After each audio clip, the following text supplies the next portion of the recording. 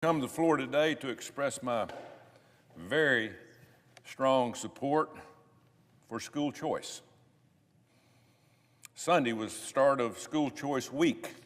Tens of thousands of parents, students, and educators are going to celebrate the accomplishments of school choice movement. You know, I spent 40 years in education. I was a government school teacher, better known as public schools, including in higher education. I was a coach. I was a mentor for 40 years. I watched the school choice movement grow and change many, many lives. I've seen the changes that school choice has brought for students across our great country. When I first started in education 40 years ago, there was no opportunity for school choice. Homeschooling was very, very rare. But our government schools were in better shape back then. Homeschooling today is practically like attending a small school. Today, there are about 2 million kids being homeschooled across our country. Homeschooling is the fastest growing form of education in America. It's growing because parents recognize that our schools are failing, I'm going to repeat that, failing our kids. It's time for lawmakers across this country at every level, including us, to recognize that our schools are failing. Over the past 40 years, I've watched our education system decline with my own eyes. I've visited schools, parents, and principals in 49 states and America Samoa. What I saw sometimes was absolutely shocking. And for today, it is the main reason that I ran for this seat here in the United States Senate. Education wasn't just a local problem, it was a national problem. By now, it's undeniable that our K-12 education system is in a crisis because of job protections and teachers' unions. We spend more money on education in the United States of America than any other country. But we're not in first place. We're not even close, and that's a shame. Before the pandemic, we were 8th in reading, 11th in science, and 30th in math. You can't blame that on the pandemic. Some like to. This has been going on for a long time, even before the pandemic.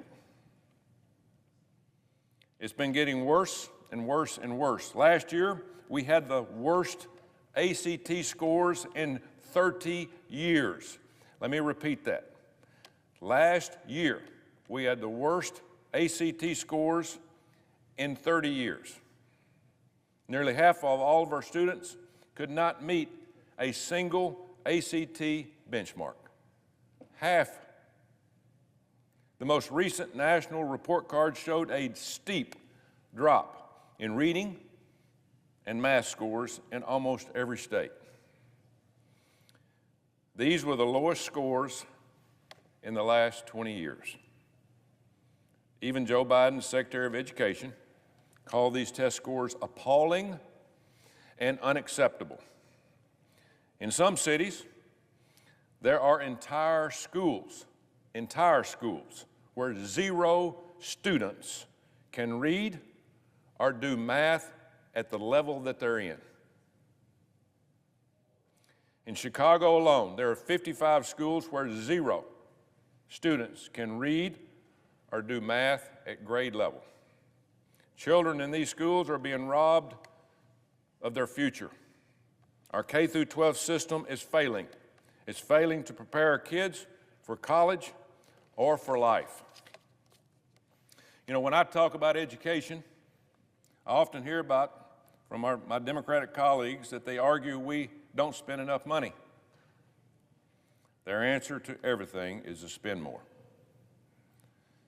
We pay more than any other country in the world. And again, we're not even in the top 10 with some of these countries that spend a lot less. We pay $14,000 per student in this country in our public and government schools. In other developed countries, it's $11,000 or less. So we're spending nearly 40% more money, but we're not getting 40% better test scores. We're getting a lot less. We are 26th in math in this country, competing against the other countries across the world. 26th. If you can't do math, you can't survive in today's world of technology. You can't pay your bills if you can't do math.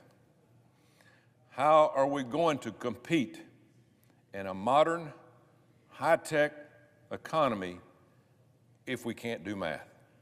I don't think anybody's thought about that. We just keep going on down the same road. According to the National Science Foundation, China graduated 1.2 million engineers in 2016. We graduated 130,000. 1/3 of Chinese college students major in engineering. In America, it's 7%. How are we going to compete against our biggest adversary, China, if we're not educated? Kids in China are learning calculus, and this is in elementary school. Kids in China are learning calculus while our kids are studying pronouns and the 50 genders and critical race theory. It is a disservice. We are cheating our kids, and frankly, it's a national security issue. My Democratic colleagues need to remember that our education system does not exist for the sake of the teachers or principals, administrators, or even coaches. It doesn't exist for that. It's not about our teachers' unions. It's about our students getting an education, learning to read or write, do math, preparing for a future. We forgot about that. But unfortunately, we forgot about that for a long time. It's about preparing kids for life. What an idea. So what is school choice? School choice just means funding the student instead of the school building. And that's what we do now. We send all of our money to these school buildings.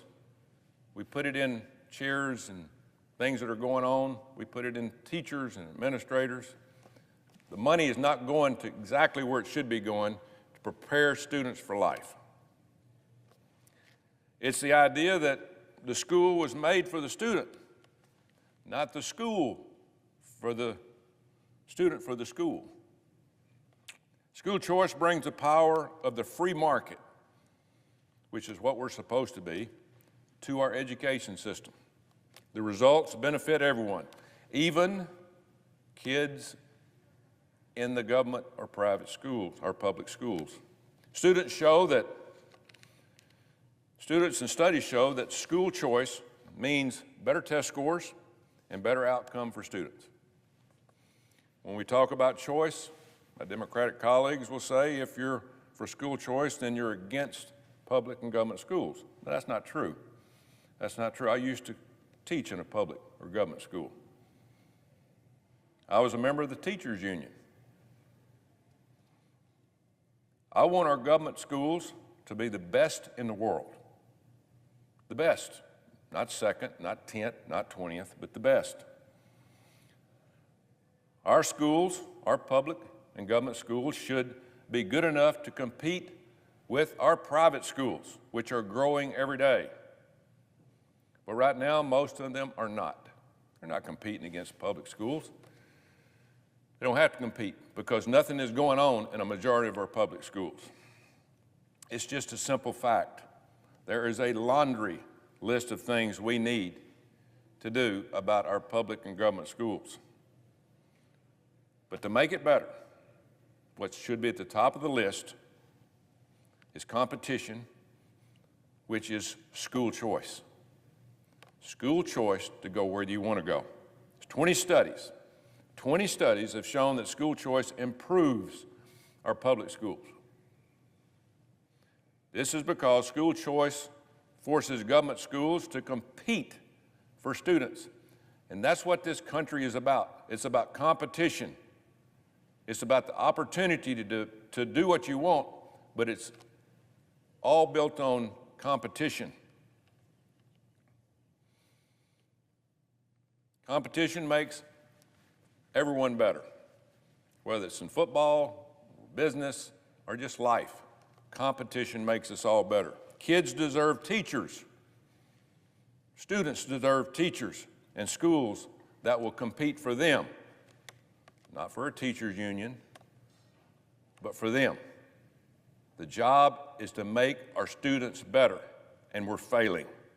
A child's education should not be decided on their zip code, where they live. Their education should not be decided on their family's income. That's not the way this should work. It should be decided by the people who know them best and love them the most, which is who? Their parents. Parents are a big part of the equation. When I was a coach, I always told my players that this country owes you only one thing, and that's an opportunity. I didn't care who you were. When I coached, I didn't care whether you were rich or poor, Protestant or Catholic, Jewish. It didn't make me any difference. What race you were, I was hired to teach football and to win games. It's no different in the classroom. Everybody has that opportunity, and don't give me everybody doesn't have that opportunity. They do. You just got to take that opportunity and run with it. So at the end of the day, the key to unlock that opportunity is what? It's education. If you can't read and write in our country, in which we are struggling at almost every school, if you can't read and write, you can't make it. You're going to end up living off the government. And that's not what this country is about. So our future is built on our kids. If we don't educate our kids, we won't have much of a future. And it has really declined. But if we unleash, and I know we've got a lot of problems going on in our world today, in our country, a lot of division. But if we unleash the potential of our young people, there is nothing that we cannot achieve. And so I urge my colleagues to support school choice. School choice in the upcoming budget process. Give them the opportunity to compete. Give them the opportunity for a better education. Put the pressure on our public and government schools. Make them compete to keep their students there. And the way you do that is you educate students. Get it to a point where we don't need school choice or homeschooling. This should not be a partisan issue. This should not be about Republican, Democrat. This is about Americans. This is about Americans, giving them the opportunity to succeed and achieve. This is a huge American issue. We'd better wake up and smell the roses. It's about basic American values, values of education for all, opportunity for all, and letting our people live out their God-given potential, not keeping it locked up. Give everybody that opportunity. So, Mr. President, I'll yield with that statement. Thank you. Thank you, Madam President. I come to the floor today in opposition to the Senate's effort to give away $60 billion more of our taxpayer dollars in weapons to Ukraine. We should not give another dime to Ukraine until we secure our border for our citizens. That's what we're here for. The Senate will be in order. Please take your conversations outside. In December, all of 49 Republicans voted to defeat similar legislation because it did nothing for our southern border. Senate Republicans were unanimous. We had a consensus in the Republican conference that we should not give more money to other countries until we secured our southern border. I still believe that. My position has not changed since December. The 17 Republicans who voted to take up this legislation can explain their change of heart themselves. It's up to them. My demands have not changed. We should not send a dime to Ukraine until our borders are fully secured. We have already given Ukraine more than $120 billion. This is more than enough money to secure every border in our country.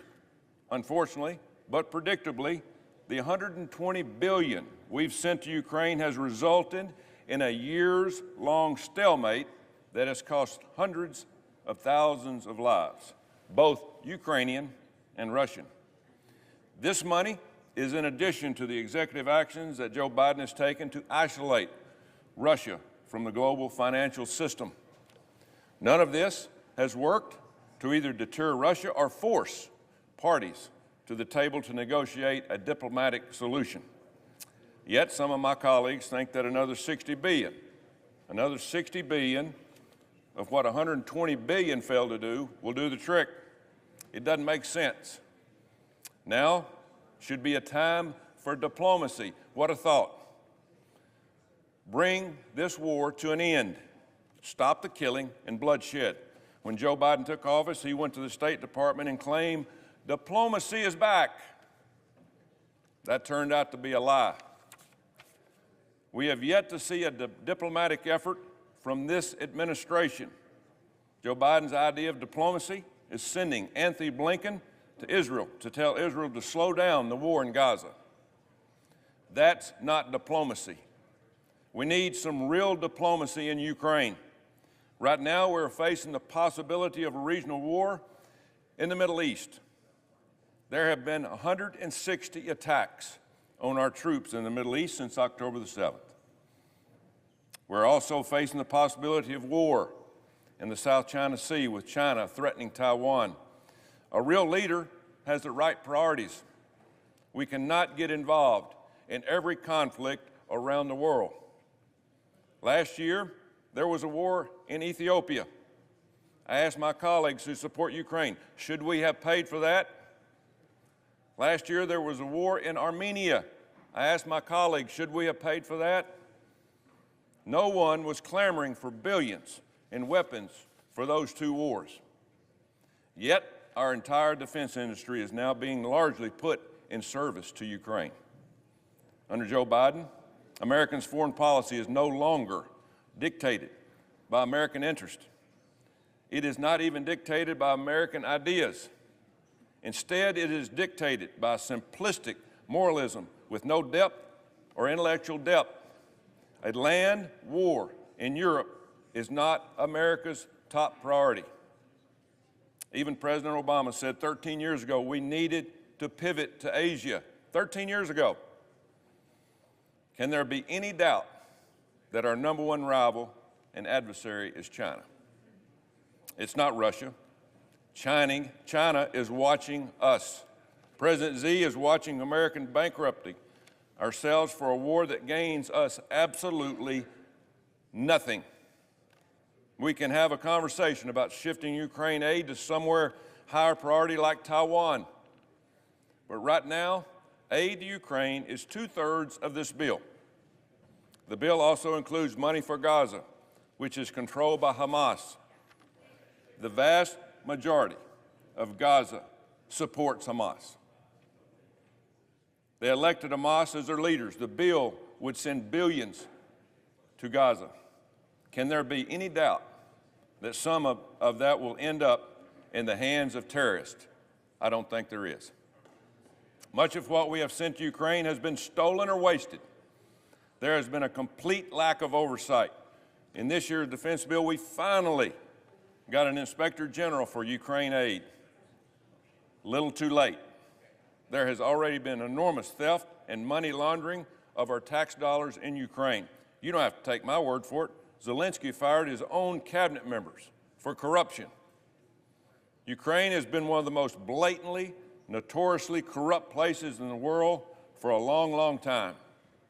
We are paying Ukrainian farmers, and yet we just punted the farm bill for American farmers next year. We have been paying Ukrainian pensions.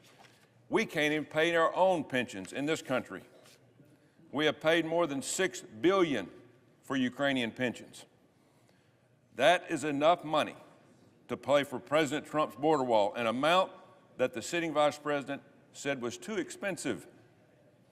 We don't have a plan. We do not have a plan to win the war in Ukraine. We also don't have a plan for Ukraine if it loses. The Biden administration simply says, as long as it takes. Hell, that's not a strategy. That is a blank check from the American taxpayers to another country.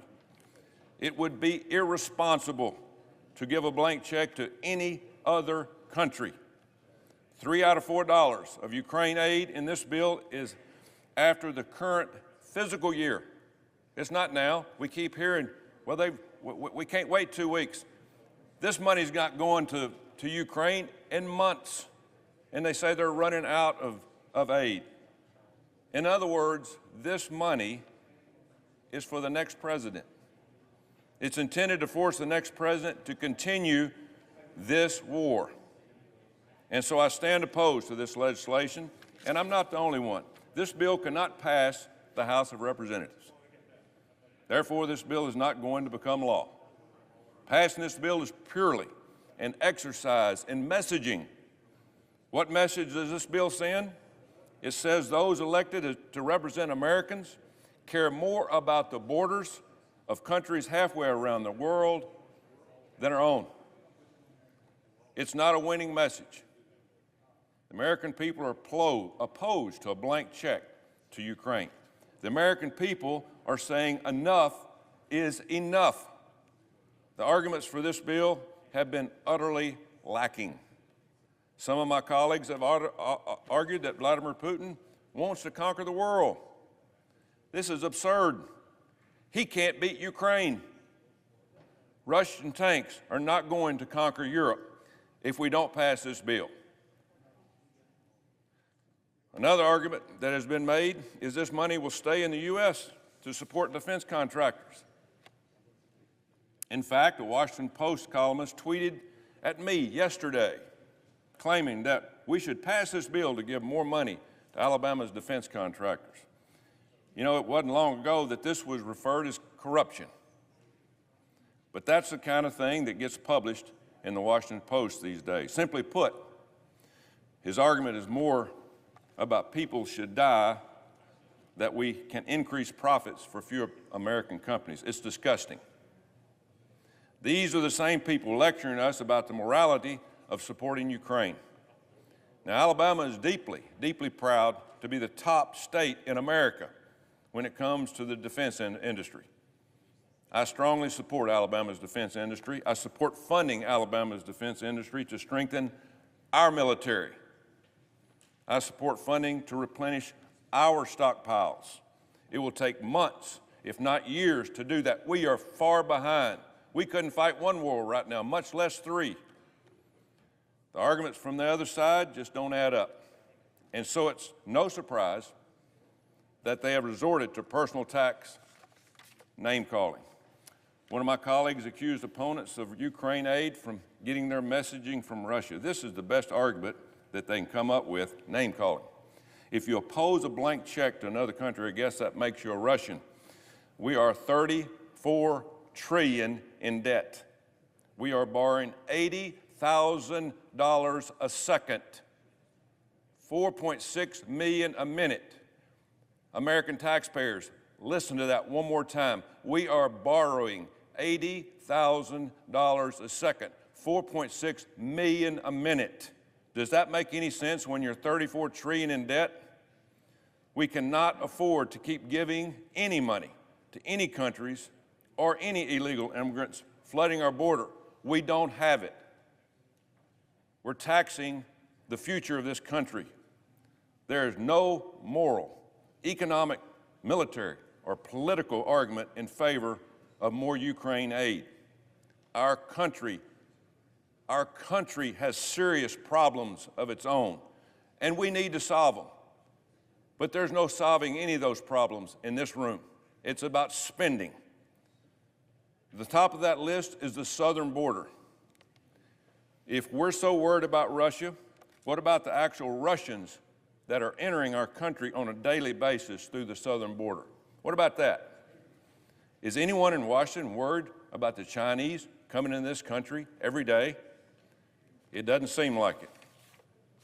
Day after day, month after month, we are failing to meet that crisis with the seriousness that it deserves. Earlier this week, Senate leadership on both sides of the aisle laid out our border giveaway bill that had been written in secret by 3 senators over a period of months. We were not allowed to see it until last Sunday night. For weeks, there were leaks coming to the press about what it was. When my colleagues and I expressed concerns about these leaks, we were attacked. The authors of the bill said that it was fake news and wouldn't let us see the bill until last Sunday. However, once we got the text, we found out these leaks were true. The bill was even worse than we had feared. Senators from across the spectrum of the Republican conference came out in opposition. Even some of the senators who were initially involved in writing the bill opposed it. After the bill was rejected, we were told that we were playing politics if it weren't from a border state. Here's the reality. Under the Biden administration, every state is a border state. I met with some Alabama sheriffs last week from across our state. They are being absolutely overrun. Overrun by drugs, crime, criminals, illegal aliens. Every single part of every single state is being hurt by this border crisis. You think this body cares? Nope. I won't belabor a point, but the border bill is a giveaway. But this bill did not attempt to address the seriousness of the crisis. This is the worst border crisis in the history of our country. It's worse than any natural disaster we've ever seen. Yet the response from Senate leadership to this crisis has been superficial, uncaring, and dismissive. The so-called border bill was more of a border giveaway than the actual border bill. Remember, President Trump had the same laws on the books as President Joe Biden does. But President Trump secured the border. It was a priority. Joe Biden opened it up his first day in office. And so, new news and new laws are not absolutely necessary. But certain new laws would be very helpful. I propose an amendment to the Ukraine bill that would actually truly secure the border. This amendment, the Border Safety and Security Act, would simply suspend all illegal entries completely until DHS has operational control of the border. They have no control whatsoever. My amendment prohibits mass parole programs. The Schumer border giveaway bill would have allowed parole programs to continue. My amendment prohibits catch and release and requires detention. The border bill required the release of illegal aliens if we had passed it. The Schumer bill would have allowed thousands of illegal border crossings a day. My amendment would mean 0 illegal crossings. It also allows states to sue administrations if it doesn't do its job. Enforce the laws. We should not pass a Ukraine bill until we first pass a border bill. That is my position, and that was my position in December, and it is my position again today. I reserve the balance of my time.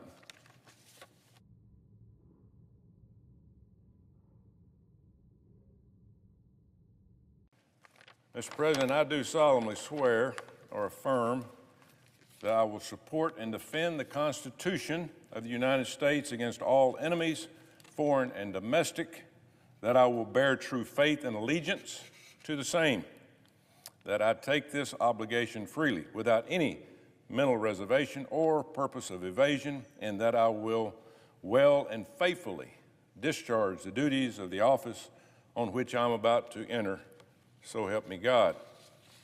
Mr. President, that's the oath that we all take once we become senators of the United States.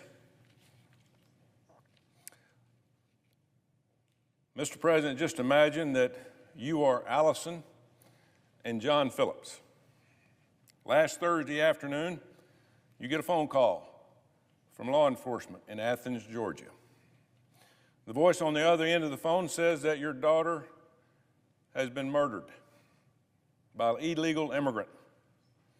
I cannot imagine what that feels like. I cannot even begin to understand the shock and sadness and anger. Laken Riley was a nursing student at Augusta, Georgia, this past year. Wednesday morning, she went out for a jog on campus of the University of Georgia. She never came back. Police found her body in the woods a few hours later, around noontime. She was covered with blood and injuries from head to toe. An autopsy found that she died of blunt force trauma to the head. The charging documents in this case say that her skull was disfigured. This was a brutal murder of an innocent young woman. Laken Riley was just 22 years old. She had her whole life ahead of her. She had a bright future. Now that future will never be realized. You know, I spent 40 years of my life on college campuses. I dedicated my life to coaching young adults. But I wasn't just a coach, I was also a mentor. There's nothing more heartbreaking than losing a promising young person like Laken Riley. And I want to offer my condolences to the Laken family. Our number one commodity in this country is our young people. Laken's death is even more heartbreaking because it could have been prevented and should have been prevented. On Friday night, police arrested and charged Jose Antonio Ibarra with malice murder, felony murder, aggravated battery, aggravated assault, false imprisonment, kidnapping, and hindering a 911 call. Jose Ibarra is an illegal immigrant from Venezuela. In other words, he should never have been in this country in the first place. This brutal and horrific murder would have been prevented if Joe Biden and Democrats had done their job by enforcing the law. Jose Ibarra crossed the southern border in El Paso in September of 2022, a year and a half ago. He was paroled into our country, and I'll talk about parole here in just a minute. His social media accounts show that he went from El Paso to New York City. New York is a sanctuary state and a city. That means that illegals who commit crimes will not be turned over to the immigration police when their jail time is up. This is an open invitation by New York City to criminals. We have a lot of these sanctuary cities in our country today. According to ICE, immigration police, he was arrested just 5 months ago in New York, charged with acting in a manner to injure a child and for driving without a license. Specifically, he was arrested for allegedly endangering a 5-year-old child 5 months ago. Athens police call the murder of Laken Riley a crime of opportunity. In other words, this was essentially a random act of violence. It could have been anyone's daughter. She did absolutely nothing wrong. So my question is, where are Georgia's senators today?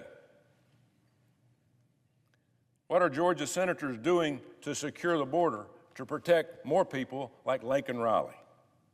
Where is their outrage? Soon the Senate will hold a trial on articles of impeachment against Secretary of Homeland Security Mayorkas, the guy that's in charge of our border. Georgia senators, how are they going to vote when the trial comes up? Are they going to vote for Secretary Mayorkas since he's been impeached in the House? Because he is the one that let this killer in. Are senators from border states like California and Arizona going to save Mayorkas' job, the job that he has refused to do for the last 3.5 years? We'll find out, and find out soon. In the House, every single Democrat fell in line and voted to save Mayorkas' job just a few weeks ago. Every single Democrat. And the guy hadn't done his job in 3.5 years. Every single House Democrat endorsed the job that Secretary Mayorkas is doing. That includes 5 Democrats from the state of Georgia, where Laken Riley was killed. In a separate vote, 150 House Democrats voted against deporting illegals who had been convicted of drunk driving. 150. All Democrats voted against deporting illegals if they got caught drunk driving.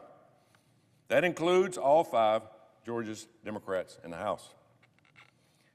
This is today's Democratic Party, and I go back to the oath that we all took to protect domestic and foreign, to protect. Are Senate Democrats going to put their political careers on the line by continuing to support the least popular president in modern history who has not done his job at the border? We'll soon find out. Are they going to stand beside somebody that's broken the law? If Laken Riley were my daughter, Secretary Mayorkas would have a lot more to worry about than a pending impeachment trial. He'd need to go into hiding. It's embarrassment to this country of how these people are holding people accountable under the law. I would do everything in my power to ensure he never forgot her name and that his inaction led to her death. Blood is on his hands. I cannot possibly understand what this family is going through today. But for open borders, all the open border crowd, she is just collateral damage. Just somebody else, been murdered, won't be talked about again, don't worry about it. All we care about is votes, all we care about is power. To Democrats in this administration, Laken Riley is just another sacrifice on the altar of woke ideology. The blame for this crime lies with this administration and with the Democratic Senate majority. Democrats run Washington right now. The buck stops with them. They uphold the laws. Democrats could have stopped this if they would have secured the border, if they'd have done their job. But they have utterly refused for the last 3.5 years. In fact, this administration has done exactly the opposite. This is globalism. This is putting the interest of other countries ahead of our own country, our own people, our own citizens. Joe Biden has effectively erased our southern border. We don't have a border, and has invited the world in with no oversight or plan to figure out who is here and why. I've been talking about this issue since I was elected to office 3 years ago. Nearly every Republican has been talking about it in both the House and the Senate. I haven't seen Georgia senators down here on the floor sound the alarm on the southern border, not one time in the last 3.5 years. I haven't seen California senators giving speeches about the border. And why is it open? Because they're being overrun. I haven't seen Arizona senators down here giving speeches on the border. You got to help us. Let's close the border. I haven't seen that. I'm not sure I've seen one Democratic senator on this floor in the last 3.5 years talking about the open borders that we have. Not one. This is the biggest problem facing our country by far. President Biden says it's climate change. You got to be kidding me. Democrats don't want to talk about this. Republicans have tried to fix the problem. I introduced the Border Safety and Security Act, which would close the border until the federal government regained control of operations along the southern border. I've sponsored legislation like H.R. 2, which is the best border security bill that we've had.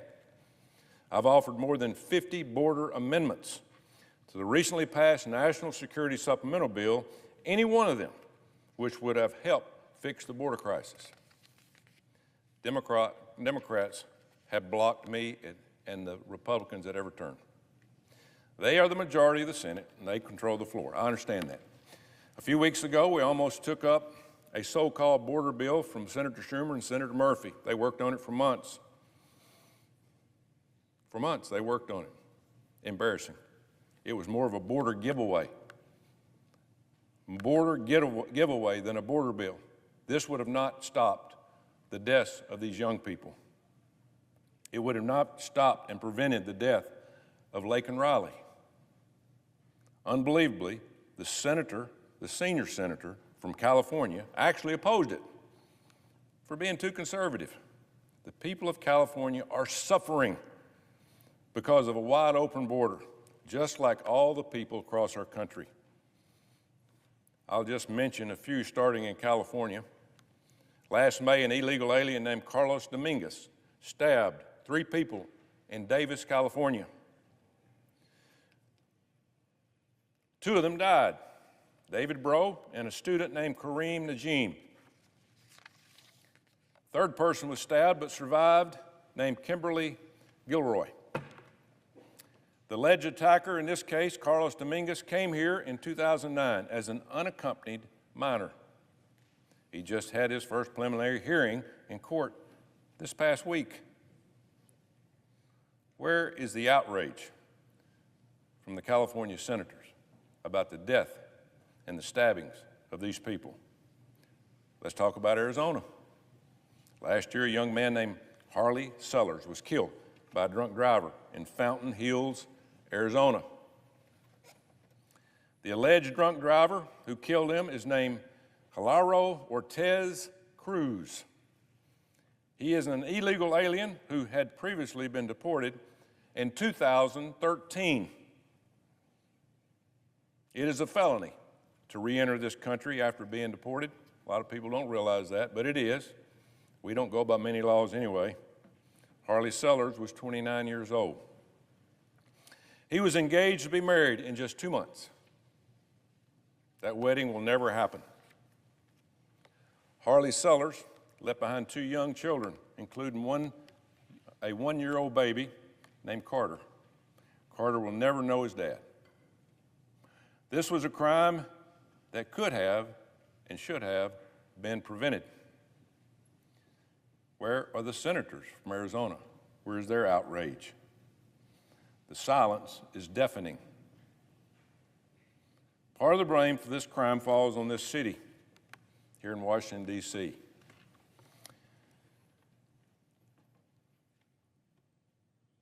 This city should be blamed because we make the laws and we push the laws. Just a couple of weeks ago in Texas, a 16-year-old girl named Elizabeth Medina was killed in her own bedroom. A couple of weeks ago. A grand jury is now charged an illegal alien in the case. He is charged with breaking into the home and then beating her to death and stabbing her. This is happening all across our border. But it's not just limited to the border. Every state in our country now is a border state.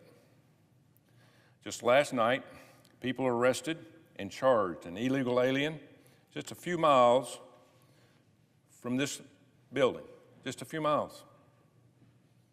It's about a 30-minute drive from the United States Senate. Police allege that an illegal alien named Nelson Grandois Trejo was among a group of gang members who shot at another group of gang members. Police say it was all about a drug dispute. Caught in the middle of the crossfire was a mom and her 2-year-old son. That 2-year-old Jeremy has died. He didn't have a say about the border. Nelson Grandois has previously been arrested twice for alleged theft. The guy that shot this kid right here, twice been arrested. He was subject to deportation order from a judge in New Jersey, but he was released from custody several times, even though immigration police filed a disclaimer. He was never sent back. Nelson Grandois should not and should have not been in this country. He should never have been here in the first place. He should have been deported when he was caught the first and second time. Like the judge says, this crime could have and should have been prevented. But it was not prevented because of Joe Biden's open border. Just this week, an illegal alien was arrested in Louisiana for allegedly raping a 14-year-old girl. He also allegedly stabbed someone in the face during an armed robbery a few weeks before. A month ago, an illegal alien pled guilty in court to stabbing a man to death in Bozeman, Montana in 2022. Just yesterday in my home state of Alabama, Albertville, police arrested 2 illegal aliens for alleged child exploitation. This goes on and on and on. I could have been up here all day.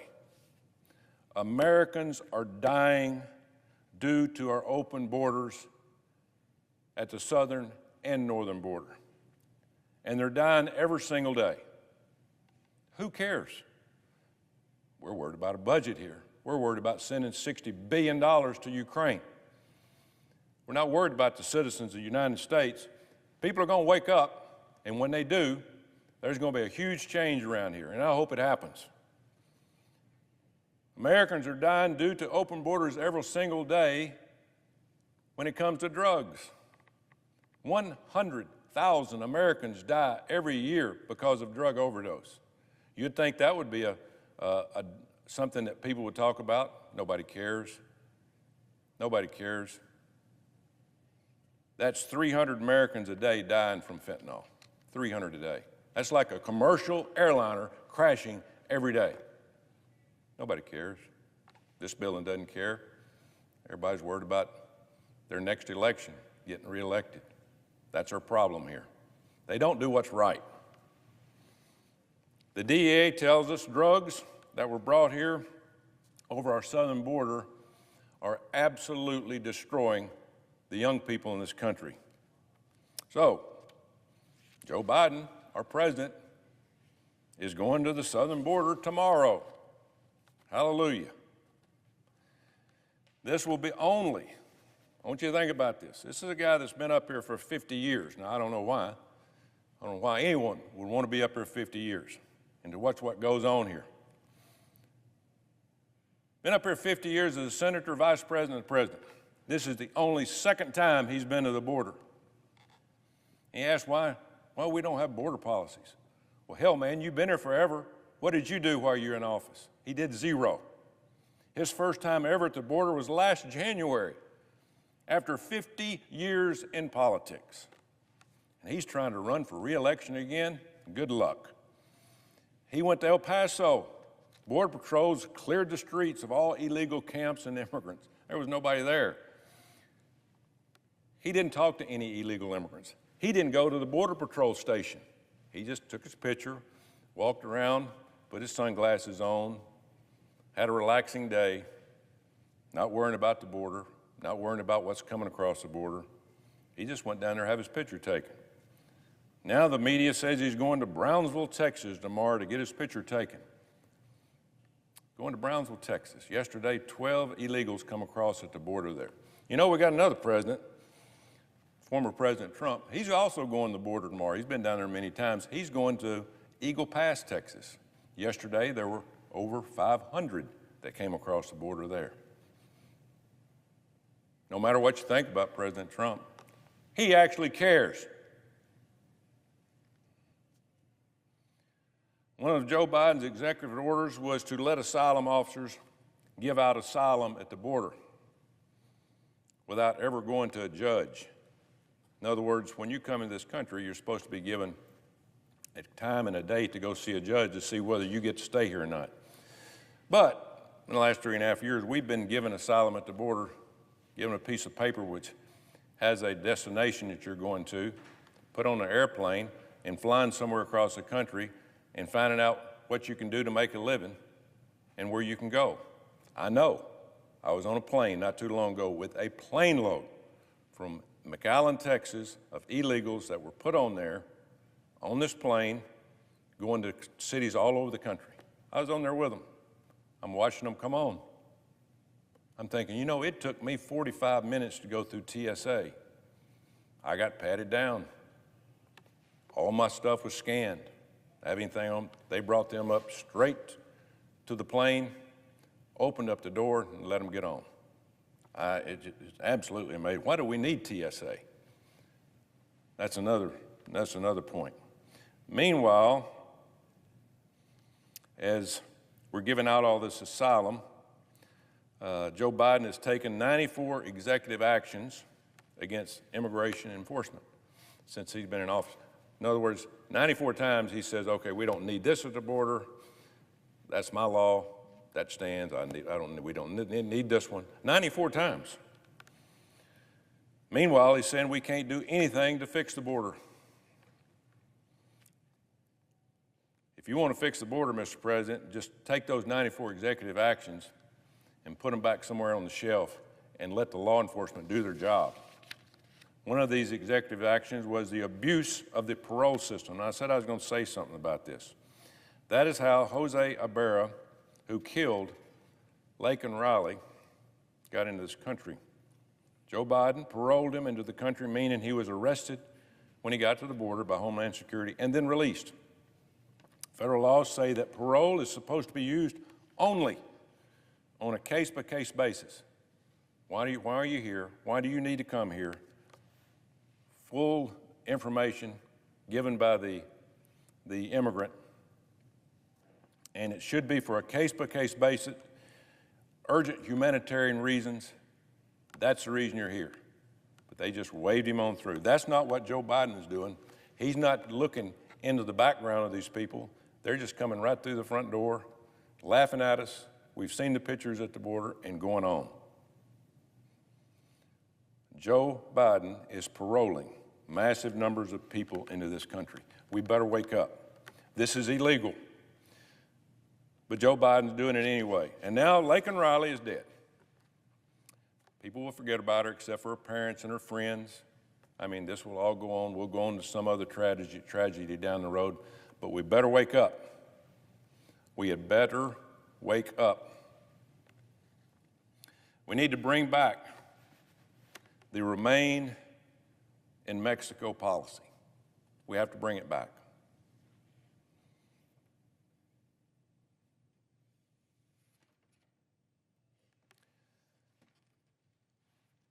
We need more asylum officers. Joe Biden has just turned our Border Patrol and our asylum officers into Walmart greeters at the border. Again, I've been down there several times, and these people need help. He's going to go there tomorrow and say, oh, we need a lot more help down there for secretaries. We don't need law enforcement. We don't need any more Walmart greeters. We need a wall. We need to bring back the Remain in Mexico policy. As I said a few minutes ago, we need to go back to the policies of President Trump. President Trump's policies worked, and the reason Joe Biden changed them because he wanted to do exactly opposite what Trump was doing. He didn't want to give him any credit. Joe Biden has the exact same laws on the books that President Trump had, but the difference is day and night. Laken Riley's death and the death of every other American caused by this border crisis rest with President Biden and Secretary Mayorkas. I hope they can't sleep at night, because this could have been prevented. We need to go back to the policies that work, stop playing these dang games, stop playing politics. Otherwise, this will keep happening. We're here, and we took an oath of office to say we're going to watch over the citizens of this country. If we don't do something, more Americans will die. More Americans like Laken Riley. More parents will be forever scarred for what happened last week. We have to do something. We can't forget about this. And every time we have somebody that's lost their life in this country because of an illegal alien, I'm coming back up here. And I'm going to rub it in the faces of the Democratic Party, Secretary Mayorkas, Senator Schumer, and Joe Biden. 100% of their fault. With that, I yield the floor.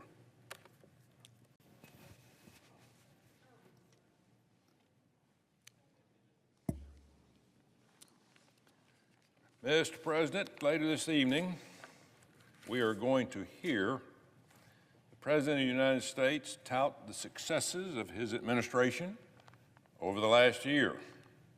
He will say that our country is a better place because of his leadership. Are you ready? Are you looking forward to hearing how grocery costs, energy costs, and the gas prices have all gone down over the last year? Maybe you're eager to hear about Joe Biden's solution to the historic border crisis, one which he created, by the way, that has crushed our rural hospitals, our schools, and other public resources. So let me save you some time. Here's how President Biden's speech is going to go. The economy has never, ever been better. This is a lie. Grocery prices are up 21%. Gas prices are up 32%. Inflation is up 18%. Credit card debt for the average American is at an all-time high. Do those numbers sound like the economy is better than ever? Well, I don't think so. He'll say America has never been safer. This is a lie. Cities across the country are experiencing surges of homicides, muggings, and carjackings. New York City just deployed the National Guard to combat subway crime. Let me read that one more time.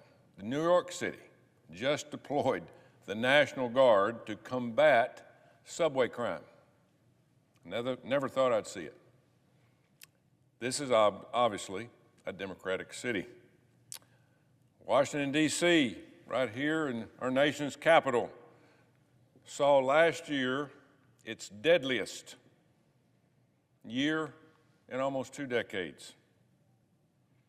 That doesn't sound like this administration and the Democratic allies have prioritized the safety and security of Americans, which, by the way, is any administration's top responsibility. Joe Biden will turn to Ukraine next and say that by continuing to send billions of dollars to secure their border, we'll protect our country. Billions more dollars. Yet, that is another lie. We have already spent and sent over to Ukraine $120 billion, only to watch their war descend into a years-long stalemate with hundreds of thousands of people killed and no end in sight. We are $34 trillion in debt and borrowing an additional $80,000 per second. You heard me right. We're borrowing $80,000 per second. That's $4.6 million a minute. We are increasing the debt at a rate of $2.5 trillion per year. Our munitions are depleted because the president has continued to give it away to other countries. We're defenseless. We are broke, and we have little to show for it. Our streets should be made of gold. We should have fast trains across the country. Our airport should be immaculate. We have nothing to show for a $34 trillion debt. President Biden will also say the border crisis could have been solved with the Biden-Schumer border deal and claim that Republicans blocked the bill from moving forward. I was looking forward to this bill, but surprisingly, this is another lie. The Biden-Schumer border deal was a border giveaway. The bill did not stop the administration from paroling thousands of people per day into our country. To me, that was what a border bill was supposed to be about. The bill did not authorize funding to complete the border wall. It's simple. Put up a wall. We just put one out outside the Capitol here today to keep out the mean people from coming to this speech tonight. The bill will not stop funding sanctuary cities where criminal aliens are protected from deportations. The president will claim he's done everything he can do to secure the border. Republicans have tied his hands. That's what he'll say. To clarify, the President of the United States will claim he cannot secure the nation's border at the end of the night. How embarrassing. What a shameless dereliction of duty. A bold-faced lie. He thinks the Americans are either too stupid to see what's going on here, or he might think they just don't care. But I think they do. He's wrong on both counts. Tuesday's primary race results prove just how wrong he is. When I last spoke on the floor 1 week ago, I said I'd be back the next time an American was killed by an illegal alien. Well, here I am, and it's far too soon. This past weekend, 27-year-old Washington State Patrol Trooper Christopher Gadd was killed by an illegal alien. This is he right here. Raul Benitez Santana, a Mexican citizen, drunk and high behind the wheel, crashed his car into Trooper Gadd and killed him. Trooper Gadd was a husband, a father, a brother, and a son. Benitez Santana has been arrested multiple times before since he's been in the United States illegally over the last 10 years. And this man lay dead today because of that. He has been charged several times for driving with suspended license, in addition to possession of marijuana and domestic abuse. He should have been deported long ago, but he wasn't. Now, Trooper Gadd is dead. Does anybody care other than his family? Sadly, Marysville, Washington, where the crash occurred, is a sanctuary jurisdiction. I still haven't figured that out. You know, I've spoken about sanctuary jurisdictions before. They are cities, counties, and states where locally elected officials prohibit policy from cooperating with federal law enforcement officers to get criminal aliens out of our communities and into removal proceedings to be deported. But if you're in one of these sanctuary cities, that doesn't happen. This tragic event is but one in a pattern of occurrences happening across our country in which the lives of U.S. citizens are put at risk because Joe Biden's refusal, absolute refusal to secure the border. So earlier today, the House of Representatives voted on the Laken-Riley Act. We talked about her a couple of weeks ago here right on this floor. A young lady that was killed by an illegal alien at the University of Georgia. Laken-Riley Act, which was mandate detention of illegal aliens charged with crimes as small as shoplifting. That is exactly what Laken-Riley's killer had been arrested for previously. By the way, he had also been arrested for endangering a minor before he was charged with Laken-Riley's murder. This bill today that was voted on in the House, 170 Democrats voted against this bill. The blame for the state of this county, or the blame for the state of this country rests solely with President Biden. He's the boss. He's the leader, period. Does he care about you? Care about you as a taxpayer and a citizen of this country? He doesn't show it. Does he keep and care about your family? Does he care about keeping them safe? Or is it just by luck that nothing happens to you? I don't think he does. Will he protect you? I don't think so. Hadn't shown that. He didn't protect Laken Riley or Trooper Gadd here. But I'm sure he won't talk about Laken or Trooper Gadd in his speech tonight. But he should. Their names should come up. Their families are grieving, and it's just unfortunate that he doesn't take the leadership role and the blame. These two Americans don't support his narrative of a successful presidency. He's going to say he's had a successful first 3 years, and last year was successful.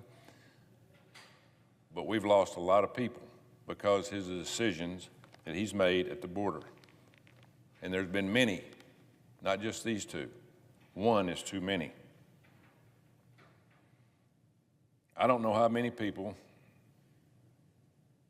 are supporting it, will support this talk tonight. I'm anxious to hear it.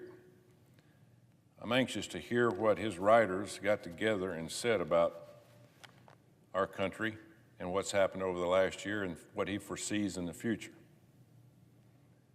Had to be hard. But unless drastic changes are made to our nation's leadership in the very near future, I think the American citizens are going to be on their own. It's just going to be by luck whether you're going to make it or not make it. And I'm not talking about just financially, but I'm talking about life or death, because we're losing people almost daily. So, on that, I'm looking forward to hearing President Biden's speech tonight. I hope the American people will listen in hard on what's going on, because this is our country, and our country's in trouble. And I hope to God that we make the right decisions come this November. God bless. Mr. President, I yield the floor. Essence and even the affirmative blessing of this administration. I, for one, am glad that Senator Tuberville was not the head coach at the University of Miami when their football team played BYU in the late summer of 1990. Had he been, that game might have turned out differently. But I'd love to get his thoughts on this matter. It was a pretty good game, by the way. A very good game. Thank indeed. you. Thank you. For my colleague from Utah, I'm kind of amazed what's happened today. It's been categorized several ways, whether it's kangaroo court or a three-ring circus or organized grab ass. I don't know how you look at it, to be honest with you. It is amazing what we've sat here and watched. We all thought that last few weeks that there was a chance for an impeachment trial of Secretary Mayorkas, but it only lasted a few hours. Historic event in the eyes of every senator, not just Republicans, but also Democrats. But one thing I want to say is, has he faithfully executed his duties of the United States Constitution, one that we all put our hand on the Bible and swore to do? But it was amazing to me how this all went down at the end of the day. And it really wasn't Secretary Mayorkas's. He wasn't the only one on trial today, or would have gone on trial, impeachment trial. It would have been every Democrat here in the Senate, every Democrat in the House, and every Democrat that's running our executive branch, because there's not been one person that has said anything since I've been here in 3.5 years of we need to do something at the border. Not one. Now, we've let in 10 million illegal aliens in the last 3 years. From that data point alone, Secretary Mayorkas intentionally failed to secure the border. I personally asked him one day why he was not at least given a fair chance of closing the border. He says, Senator, we we need more money. Well, I looked it up, and his budget is 20% more than what President Trump's Secretary of Homeland Security had. 20%. So, his job is Homeland Security. That's his entire job. Senator Schumer and all the Democrats could have conducted this impeachment trial today, and it would have never seen the light of day after the trial because we would have not had the votes on our side to impeach Secretary Mayorkas. So instead, the impeachment process is over. The media will stop covering it in a few days.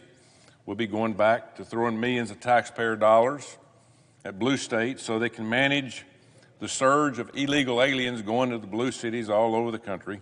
Just last week, the Department of Homeland Security awarded another $300 million to cities in support of illegal aliens. Today, the city of Denver announced that they would shift $8 million from their law enforcement to taking care of illegal aliens.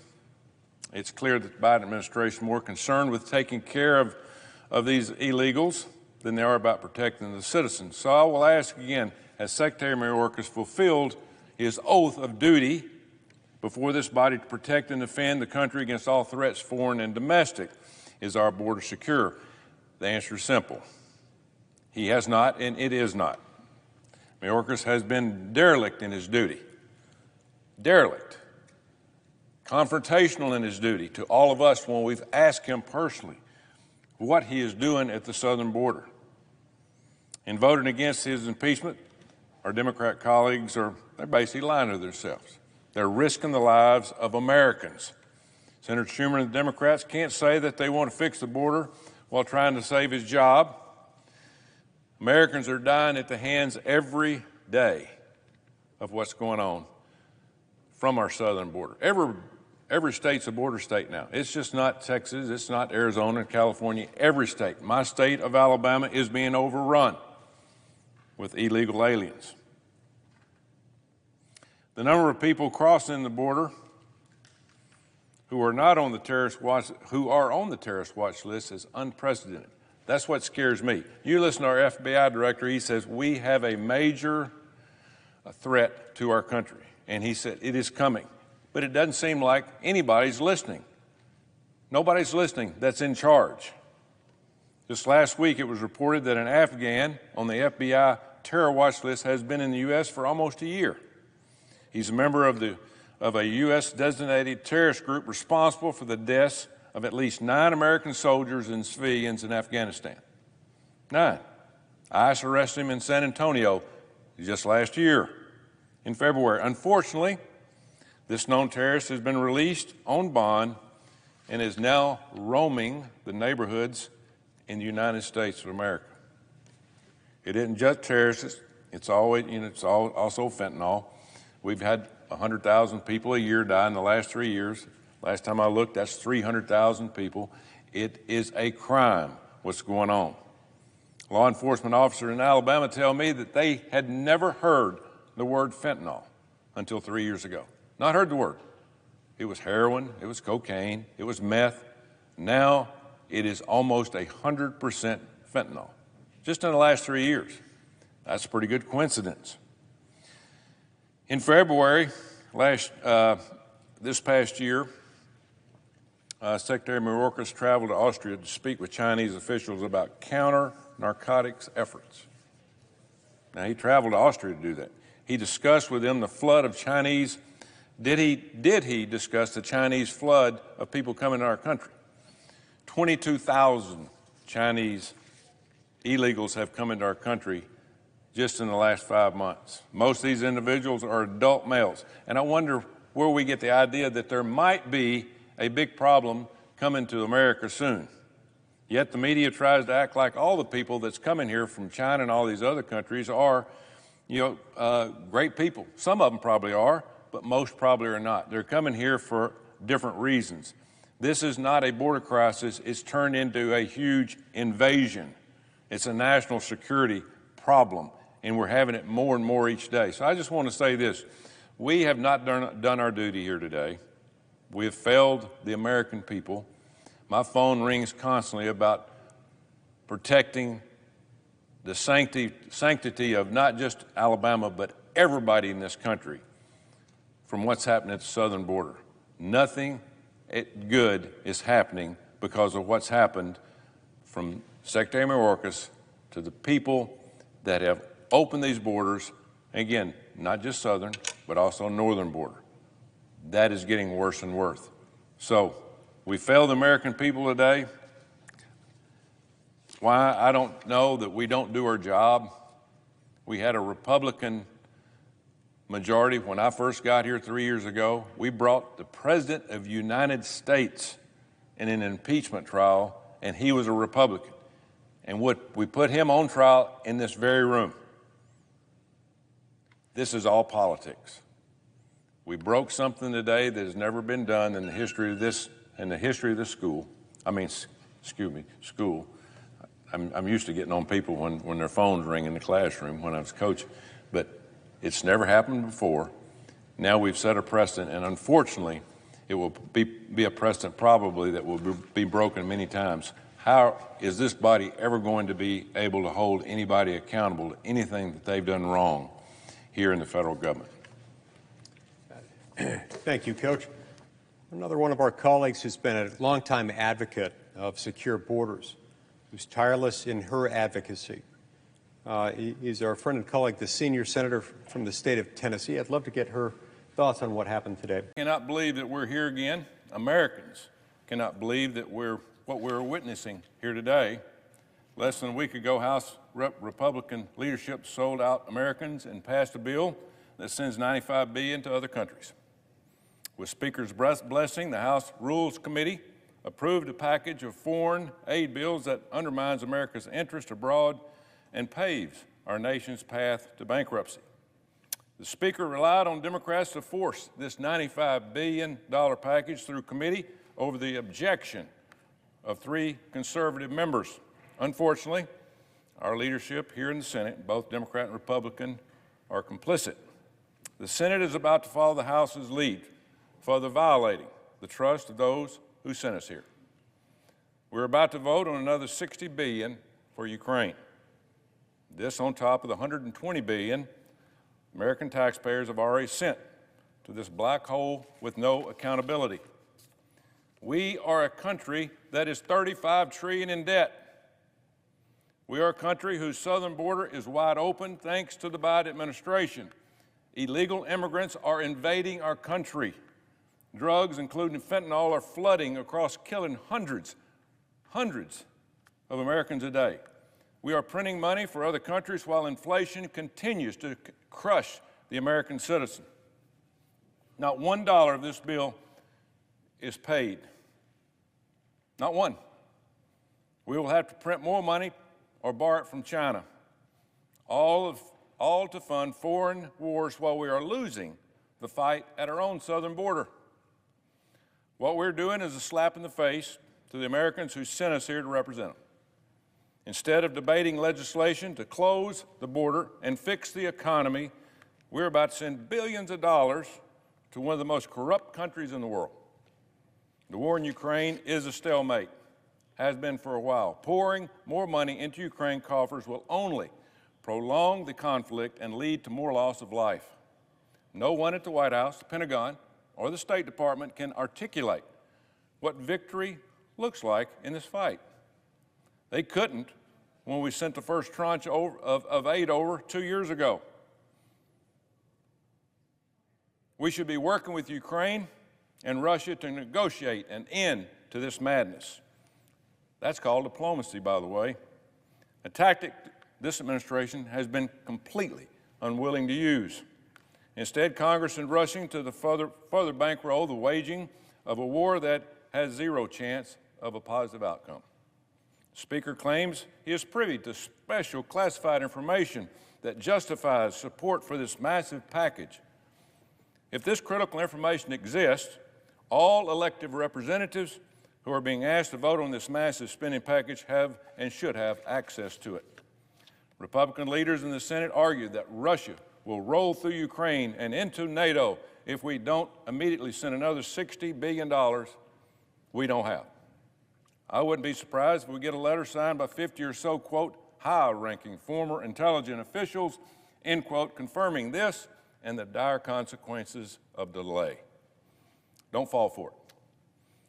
I had a classified briefing from the Department of Defense just this morning. I can tell you there is no justification to prioritize Ukraine's security before our own. None. To add insult to injury, we are financing this conflict on the backs of the American taxpayer. As I said earlier, this country is $35 trillion in debt. Today, we're imprinting $80,000 a second. You heard that right, $80,000 a second, 4.6 million a minute. And I want this body to explain that to the American people next election. This is irresponsible and unsustainable. On top of that, we're now considering another $95 billion to that mountain of debt with this foreign package. This funding will be financed by deficit spending the American people will eventually have to pay back. This group doesn't have to pay it. American people do. It's easy to spend somebody else's money. Unlike this so-called loan to Ukraine, loan, we're hearing, which will never be repaid. Don't be fooled. Unfortunately, some of my colleagues will vote yes on this bill, claiming that, hey, this money for Ukraine is a loan. This was a concept originally floated by President Trump. However, this bill only allows the president to set the terms of loan repayment. The president, not in this bill. It lets him cancel the payment anytime and the interest on it. Sounds a little fishy to me. I and the majority of the Americans am highly skeptical that we will ever see a cent paid back to the American taxpayer. If the chickens are going to come home to roost, and when they do, it's going to get really, really ugly. Every member of this body should be laser focused on getting our own house in order, not bankrolling foreign wars. $26 billion of this foreign aid package is supposedly for Israel. Sadly, that's not reality. If you read the fine print, $9 billion of that funding would go to the Palestinians for what is being billed as humanitarian aid for Gaza. Of course, sending any money to Gaza will immediately be used to line the pockets of Hamas terrorists. They will provide zero relief to the civilians suffering under their control. There is no requirement that any hostages also in this bill be released for any exchange of this money. Why is that not happening? We have American citizens, we have Israeli citizens that have been captive for 5-6 months. We're giving $20-something billion, $9 billion to the people that are holding hostages, and we're not getting any relief from the people that are suffering as hostages going on 6 months. Why in the world would America agree to funding both sides of this war? Israel is our greatest ally in the Middle East. We should be standing firm in support of our friends in their battle against Hamas. Sadly, the White House is more focused on playing politics, and appeasing the radical pro-Palestinian base. Why else would we send billions of dollars to Hamas? Is this a political payoff in an election year? Sounds like it to me. What a sad state of affair this country is in. While Congress rushes today to bankroll Ukraine and the Palestinians, our leadership is avoiding the key crisis facing our nation. Our southern border, wake up. According to a recent Gallup poll, immigration is the top concern of people in this country that pay our bills. But the American people, we're just sold out. It's that simple. You are witnessing the swamp at its worst, a swamp more concerned about maintaining power and being smarter than everybody else and lining the pockets of their friends and then representing the interests of the American people. Colleagues, wake up. The clock's ticking. How many Americans must die before we take on our own security as serious as we're taking on other people's borders, including Ukraine? We lose 100,000 people a year to fentanyl. Does anybody care in this body? Hadn't heard it. This is a direct result of the border policies of President Biden. Fentanyl is manufactured in China and ran by the cartel in Mexico. At what point does that horrific reality become important enough for us to come in here and vote and shut this dang border down? The left loves to tell you about threats. What kills more Americans than the Biden border policy. What kills more Americans than the Biden border policy? Nothing. Biggest disaster in the history since I've been alive and a citizen of this country. Ukraine is losing soldiers by far fewer than the number of Americans who are dying from fentanyl. We have to take care of our own people before we take care of the rest of the world. The Biden administration is failing this country. We know what the problem is. We know the solution, but nobody wants to solve it. That's an ineffective government. President Trump proved that we can get operational control of our border. He had control. The problem is no one in this administration or this body actually wants to solve this problem, which means we are also failing this country. Americans are counting on this body to stand up and correct the course. I hope we don't let them down. And for these reasons, I will be voting against this massive supplement of taxpayer money that we don't have today going to Ukraine. I yield the floor. President, this week marks the 80th anniversary. Senate is currently. I'd like to vitiate the quorum. Without objection. Thank you very much. This week marks the 80th anniversary of the Allied invasion of Normandy, Operation Overlord. On June 6, 1944, was one of the most significant events in human history. In those early morning hours, more than 24,000 soldiers and 1,200 aircraft conducted a massive and daring airborne assault behind enemy lines. This was done to isolate the coast and prevent the enemy from reinforcing its defenses. Then at dawn, the largest amphibious assault ever conducted. 160,000 U.S., British, and Canadian troops poured out of 6,900 ships and vessels to storm the beaches against a crushing enemy fire. Omaha, Utah, Gold, Juneau, Sword, the beaches' names are still famous today. The first days were not promising for the Allies, but slowly, over the next several weeks, the Allies extended their tenuous foothold and amassed more and more forces, eventually numbering 2 million on these beaches of Normandy. After a German counterattack in early August failed, the breakout would begin. Paris would be liberated just weeks later on August the 25th. And then 5 days later, the enemy would withdraw back against the scene into Germany, the end of Operation Overlord. Losses were severe.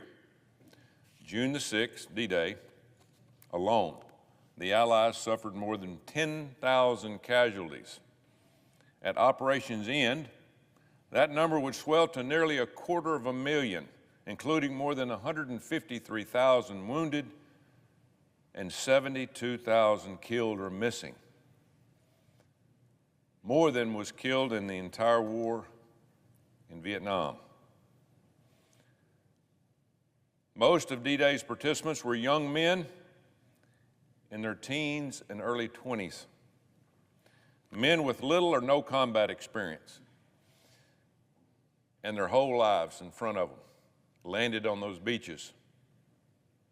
Men like my father, Charles Tuberville, a farmer from Arkansas who was not yet 19. He was 18 years old when he landed at Utah Beach on that very day of June 6th. I can't imagine what it must have been like to carry such an incredible burden at such a young age. To leave your family and loved ones knowing you might not make it home. My dad would tell you it's because it was their duty. They loved their country, and their country needed them. They also understood that America and the freedoms we enjoy were worth fighting for. I think of those men today, and I can't help but worry for my sons and this country's future. In the months leading up to this important 80th anniversary, we have been inundated with images from college campuses across our nation. We have seen young people of similar age to the D-Day heroes protesting in support of terrorists, openly calling for the destruction of the society and freedoms that my dad and all these men paid for on D-Day with their blood. So how did we get here? How did we go from producing the type of men and women who are willing to die on the beaches for freedom and our Constitution? How did we get here? To college students who are openly supporting groups that chant death to America. Sadly, our education system has failed the younger generation. Many of our major universities are more concerned with woke ideology than with quality education. They have no interest in teaching students the truth about our country and our founding principles. Many of our students are being taught to hate this country, to hate America. And the results speak for themselves. More and more high school students today can tell you everything you want to know about the made-up gender spectrum. They can carry on a conversation about that.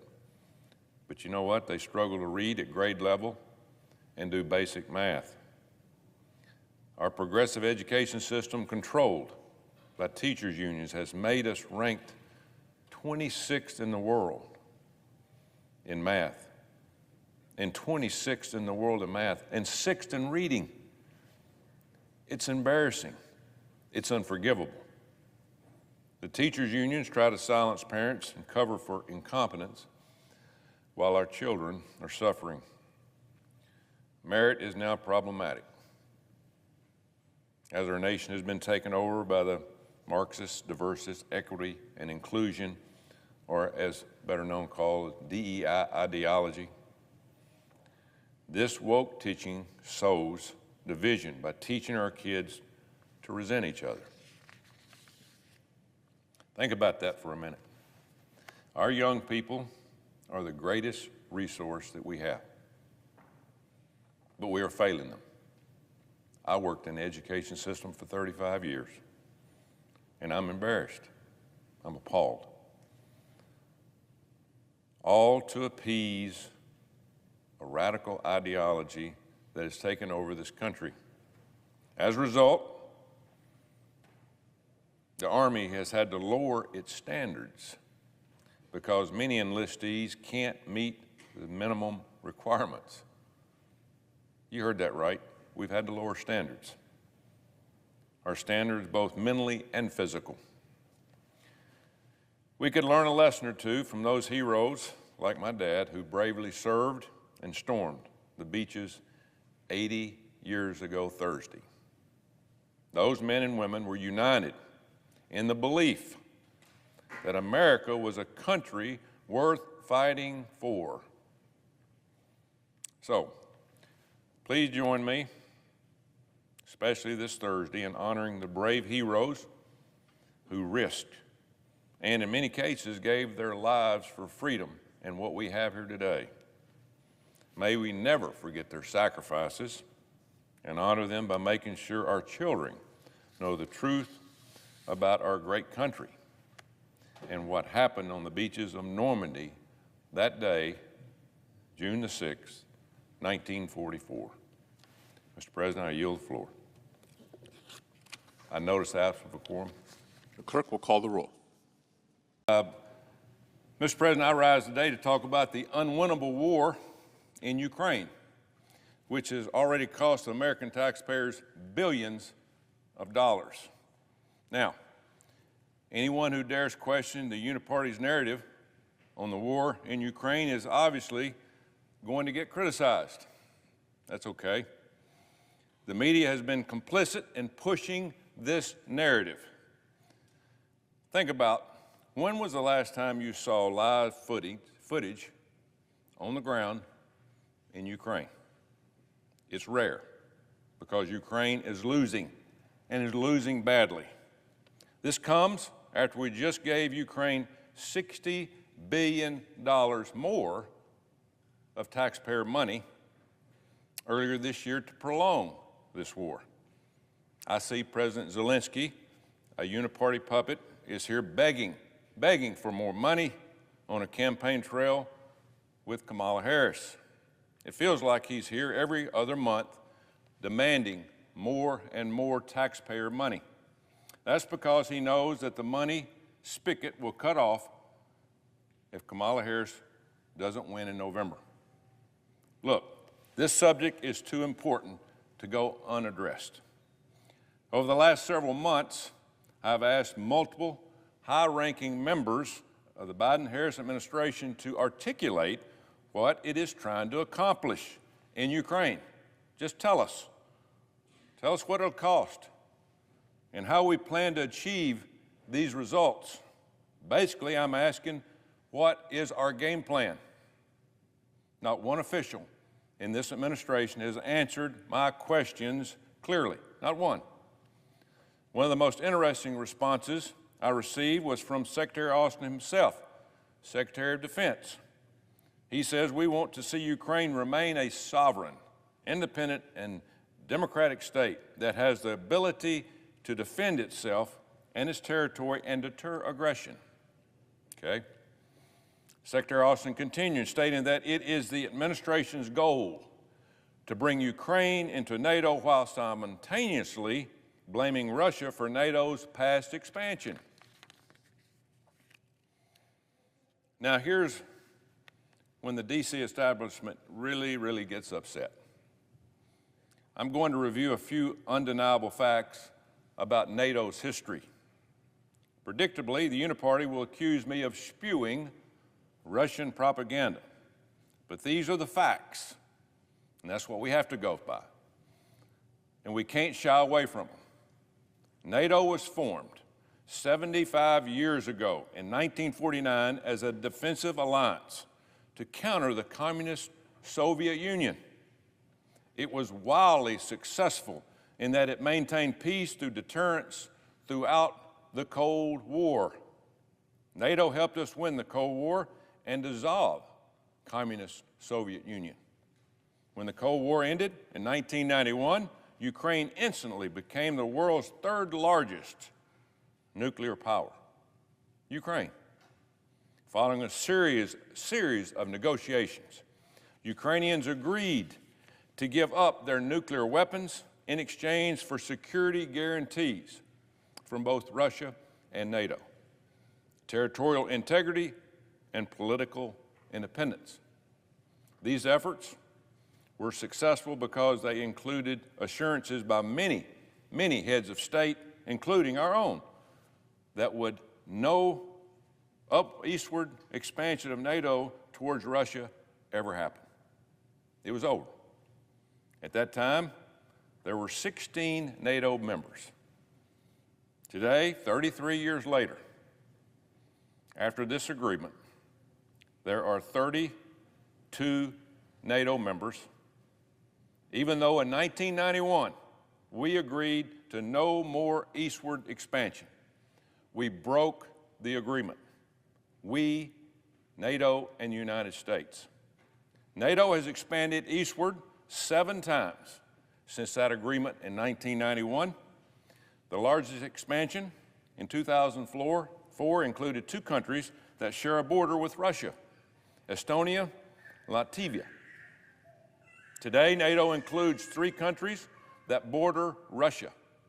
6 NATO members are former Warsaw Pact members. The bulk of this expansion happened before Russia annexed Crimea and invaded part of Ukraine in 2014. Again, these are all the facts. All play a part in the NATO story and Russia's response to it. Here's another fact. NATO's expansion was on NATO's terms, separate and apart from any Russian input or activity. Let me read that again. NATO's expansion was on NATO's terms, separate and apart from any Russian input or activity contrary to Secretary Austin's claims. Ask yourself, how would the U.S. react if China or Russia entered a mutual defense organization with Mexico or Canada? How would we react? What if they started basing troops or participating in military exercises just miles from our homeland? Having covered a brief history of NATO, let's ask logical follow-up questions that we should always ask before involving ourselves in any armed conflict. First, how far are we willing to take this proxy war with Russia? How far are we? Did we think about that before we got into this? Are we committed to winning as Russia's president is, Vladimir Putin? Are we committed to winning? What happens if the momentum turns? What happens if it turns against Ukraine and Russia starts making real gains, as it appears is happening today? Will the U.S. send more taxpayer money, more weapons? Will NATO send troops? Will the United States send troops? What's the plan? War is a serious business. We should understand that by now. You don't half-ass your way into one, and certainly don't half-ass your way out of one. That doesn't seem to resonate around here. Since the Russian offensive began, we have sent more than $174 billion taxpayer dollars to Ukraine, one of the most corrupt countries in the world. Recently, the Biden-Harris administration announced their intent to send an additional $700 million taxpayer dollars to Ukraine in cash. Are you kidding me? Why on earth would we give cash to the most corrupt country on the face of the planet? So after all that, after the last 2.5 years of funding billions of taxpayer dollars, getting hundreds of thousands of people killed, what do we have to show for it? The war has only gotten worse. Hundreds of thousands are dead. Ukraine is becoming more desperate as its forces are engineering widespread insubordination and even mass desertion. We don't hear that on TV. We don't hear that in this propaganda media. Over 6 million Ukrainians have fled the country, have left their country. Ukraine is playing with fire, now seeking to conduct offensive operations deep inside Russia. Why? You can't win. Most recently, Ukraine launched a drone attack that struck in Moscow. What are we trying to do? Start World War III? Most recently, Ukraine launched a drone attack that struck several other office buildings in Moscow. Adding to the uncertainty of this situation, this administration's current policy towards Ukraine has all the hallmarks of every Biden-Harris foreign policy decision that has preceded it: weak planning, disaster results, zero leadership. This administration never considered the consequences of Ukraine losing. How can that ever happen?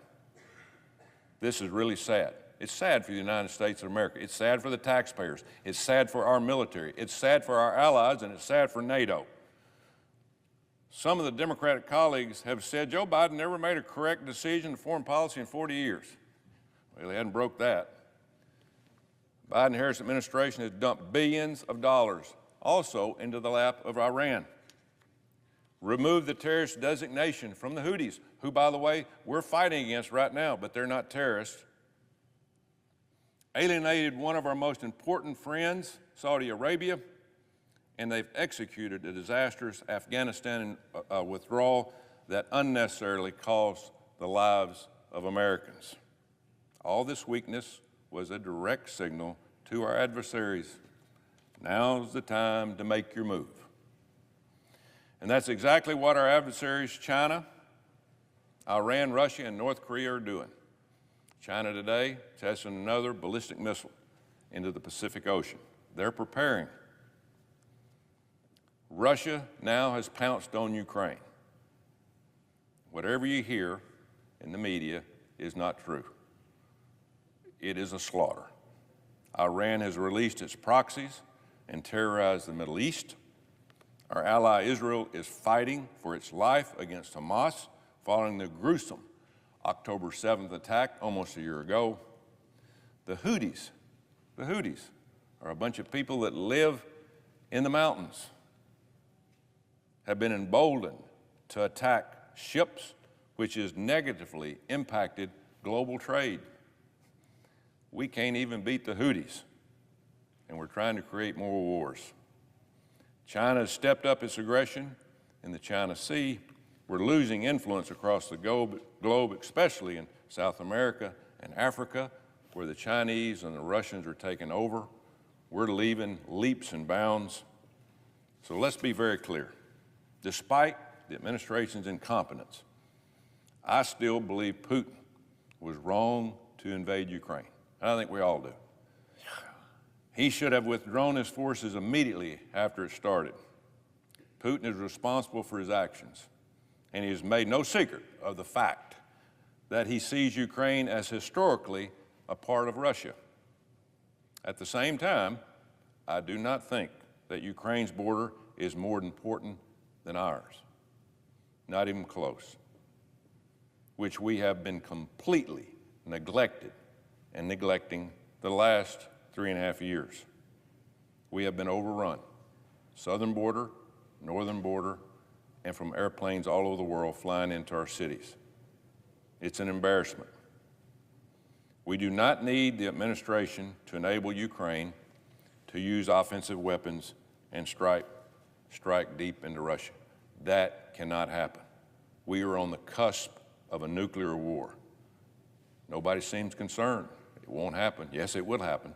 Putin has told us it will happen if you continue this.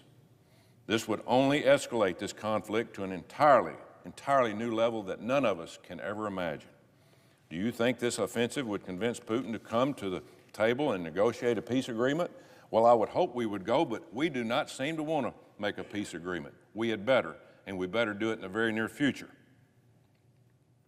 This will provoke him to even more deadly weapons if we continue to attack within their borders, costing more and more lives. NATO and the U.S. would be forced to respond as a result. We're trying to create a war. We must consider these questions thoroughly before we involve ourselves in another one of these crazy conflicts that should never happen. Improvising won't cut it. Now is the time for the U.S. to lead and negotiate a peace to the end of this bloody war. I keep hearing people say, well, we're building equipment for our military. Yeah, right. Or our men and women are not losing their lives. We're getting close to it. We're getting very close. Now look, I come from a military state in the state of Alabama. We build everything.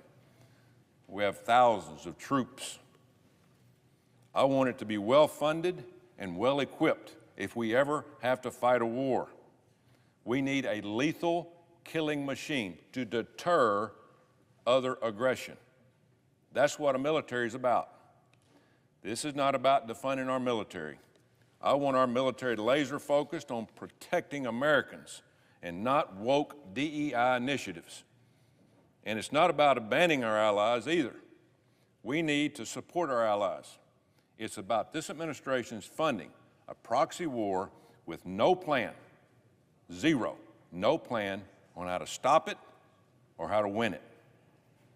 The Biden-Harris administration needs to negotiate a peace agreement now, immediately, or there will be huge, disastrous consequences coming in the very near future. Mr. President, I yield the floor. And as you listen to the Israeli leaders, that's exactly what they plan to do. Israel's going to be able to do this. They're going to be able to do it themselves. They're not going to need our help, but they will need supplies. We need to ensure that they have what they need to wipe Hamas off from existence. I support sending Israel more weapons if they need them. But unfortunately, there's already an effort to tie Israel funding to Ukraine funding, right here in this building.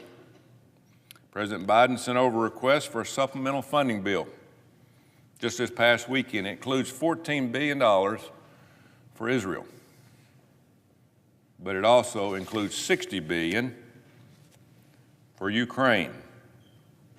That's $230 million a day. That's 4 times as much for Ukraine than it is for Israel. The war in Ukraine has nothing to do with the war in Israel. Israel is our #1 ally. Sometimes people forget that. Ukraine is not our #1 ally. They're not even in NATO. The war in Israel is about killing terrorists who want to kill not only people in countries like Israel, but also Americans. There's no reason Ukraine and Israel aid need to be in the same bill. I'm against that. I'm for funding Israel, first and foremost. So we need to vote on them separately. We ought to support Israel, and we need to supply Israel. We need to stand with them as they take on the terrorists. It's going to be a very, very tough and grueling job, but we support them.